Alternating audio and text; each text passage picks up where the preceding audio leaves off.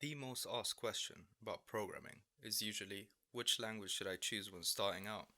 In this video, I'm going to try and give you some guidance on that. First off, when starting something new, especially something as cool and life-changing as programming, you should always begin with the end in mind.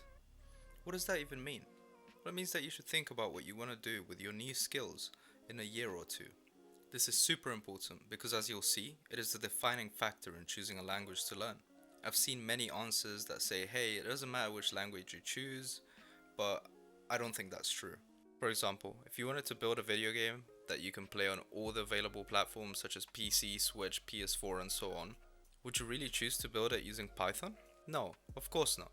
Although it can be done, because thanks to the magic of programming, you're basically Gandalf casting spells and nothing is impossible to you. Trying to program a cross-platform game with Python would be akin to trying to build a mansion brick by brick with your bare hands by yourself. Although you could build it, it would take an enormous amount of time, and you would spend a lot of that time focusing on how to lay down the brick instead of how enjoyable it would be to live in it. It'll be the same when you're building a game.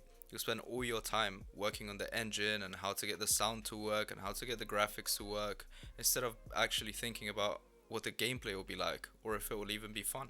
So, I'm gonna go through some of my suggestions. And because you're prepping to be programmers, I'm gonna lay it down for you using the concept of if statements.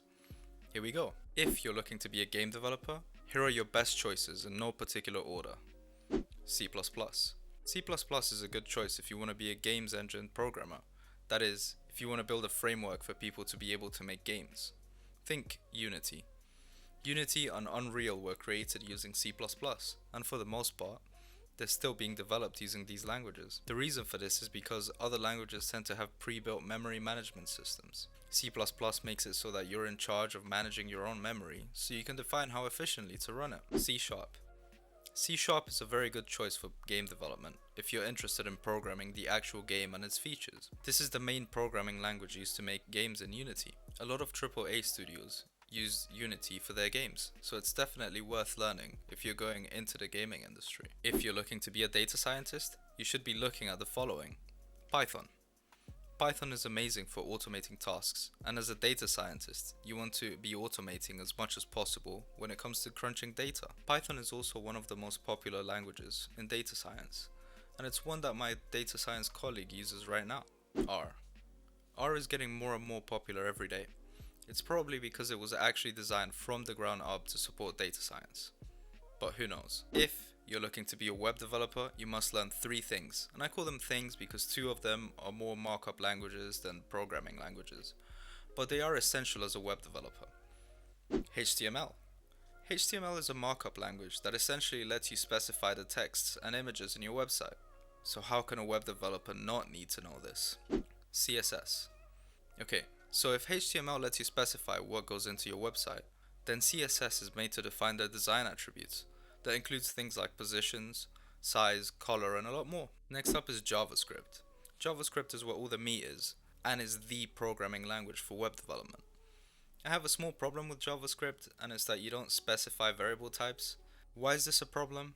Because it means I can add an integer and a string, and it will give me an unexpected result, which will lead to hours of debugging.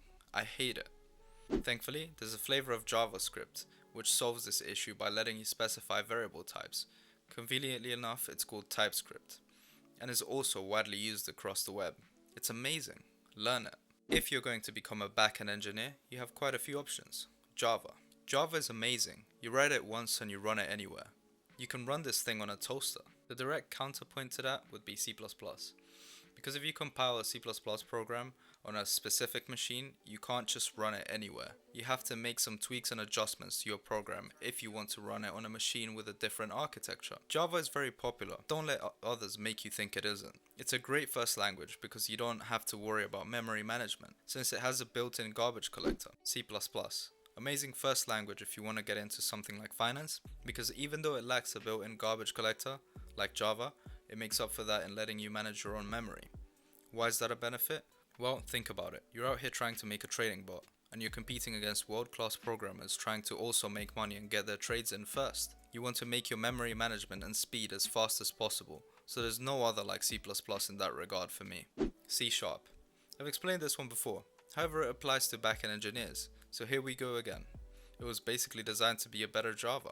The only caveat of C# is that it's heavily incorporated in the Windows ecosystem in terms of development tools. It's not necessarily a bad thing, but it is worth noting. You should be choosing a language that's best for you based on your future goals and ambitions. Sometimes the best way to know which one is best for you is to just start building something.